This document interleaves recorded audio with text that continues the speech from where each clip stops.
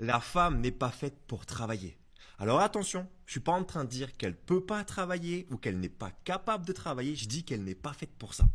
Et c'est pas une question de discours patriarcat ce que tu veux ou une question de valeur, c'est une question de nature. Femme, homme. L'homme, il peut encaisser la régularité, la constance, le 9h, 17h, 35 heures par semaine toute l'année.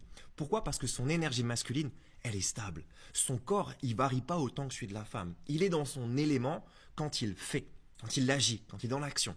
La femme, elle vit 4 cycles différents tous les mois de l'année.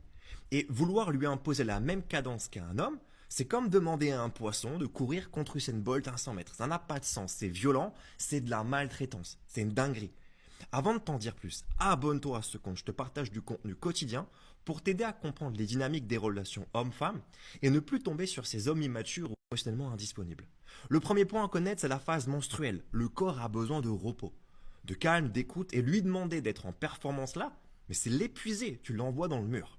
La phase 2, c'est la phase folliculaire, c'est le renouveau. L'énergie revient, la créativité explose, l'élan repart. Ici, la femme, elle est naturellement tournée vers l'action. La phase 3, la phase ovulatoire, c'est le pic de puissance. Magnétisme, rayonnement, communication, connexion aux autres. Et c'est là qu'elle performe. La phase numéro 4, la phase lutéale, c'est l'énergie qui commence à baisser, l'intériorité. Elle reprend sa place. C'est le temps du recul. Tu vois, du bilan, de l'ancrage. Pas de forcing, pas de suractivité. Chill. Alors, oui, je le répète, la femme n'est pas faite pour travailler. Pas dans le sens où certains aimeraient le croire, mais dans le sens où en fait son corps, il n'est pas conçu pour une cadence masculine imposée. Je parle d'énergie.